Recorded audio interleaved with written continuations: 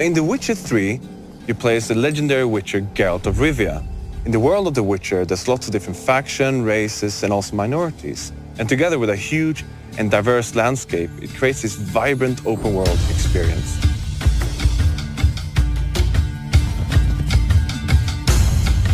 Witchers are outcasts. They're mutants, itinerant monster hunters who roam the world, hunting down and killing monsters, often for meager pay. Children destined to be witchers are taken from their parents and enter witcher schools. And the training there is grueling. And it ends with a series of mutations that impart the special abilities, the accelerated reflexes that render witchers uniquely suited to hunting down and killing monsters.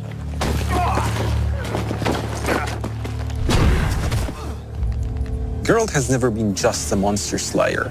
Kings and sorceresses have noticed his talents and tried to use him to their own ends. But Geralt is now tired of politics, and he has his own goal, his own agenda, that takes him to travel to the furthest corners of this vast world. At the same time, Geralt works as a witcher. Tough hunt. Tougher than yours, that's certain.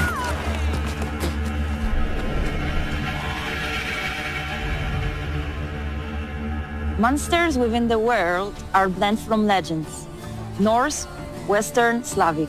However, Slavic lore seems to be the most overriding. It's from Slavic lore that we drew the notion monsters are the equal participants of the ecosystem and not always pose a threat.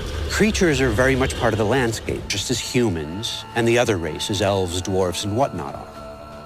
And that means that in The Witcher 3, adventure is always around the corner.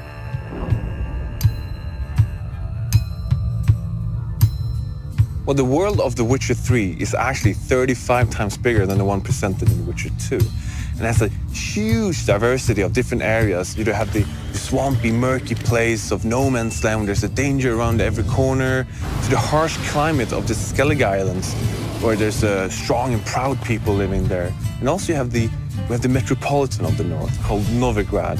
And it's a huge city, it's beautiful, it's like medieval Amsterdam, but it's also a different kind of danger lurking there, a much more cloak and dagger.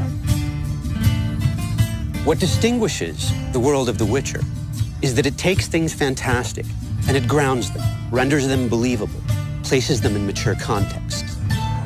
The Witcher universe is a grim place, but even Geralt needs a break from killing ghouls and graveyors, be it to grab pints and exchange jokes with his friends, or to follow one of his love interests. And it's these lighter moments, many and varied, that render Geralt's life believable, immersive, and constitute a break from what would otherwise be all-pervading doom and gloom. One of the most fearsome enemies you'll face is the Wild Hunt, a cavalcade of ghastly specters which rides down from the night sky, bringing war and destruction. Based on European legends and folklore, the Wild Hunt is also an inherent part of the Witcher universe, so it's not just a random boss we pull out of a hat and place at the end of the corridor. In The Witcher 3, the Wild Hunt will take center stage and come right at you. It's as much the stuff of fairy tales that children tell each other as it is a force that comes in the night, in the deep of winter, to annihilate an entire village.